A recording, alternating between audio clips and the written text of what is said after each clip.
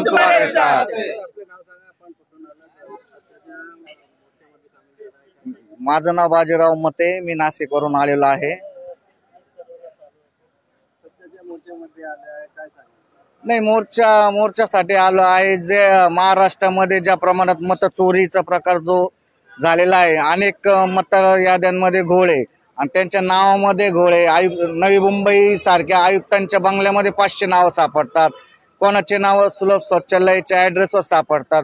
ज्या एवढ्या मोठ्या प्रमाणात घोळ असताना ते आत्ता दुरुस्त करण्याचा निर्णय घेता, मग याच्या अगोदर ते काय करत होते? त्यामुळे या मोर्चाच्या माध्यमातून जे दिल्ली शहरांना दाखवून महाराष्ट्राचा आवाज त्यांच्यापर्यंत पोहोचवण्यासाठी हा मोर्चासाठी आम्ही हजारो संख्येने सामील झालेला आहोत।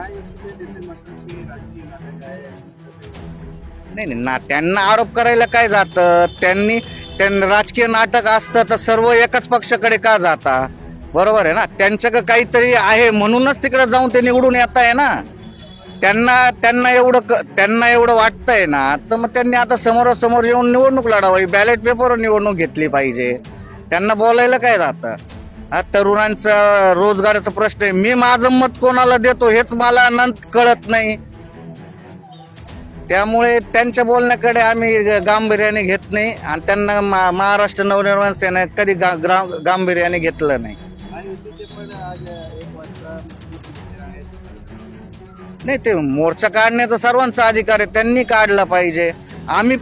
विषय असा आहे का प्रत्येकाला त्याचा अधिकार आहे, पण मग जर का आमच्या मोर्चाला तुम्ही एवढं याने का घेता? आतापर्यंत पोलीस परवानगी नाकारता, ज्या सर्व गोष्टी करता, म्हणजे तुमच्यासाठी सर्व चांगलं।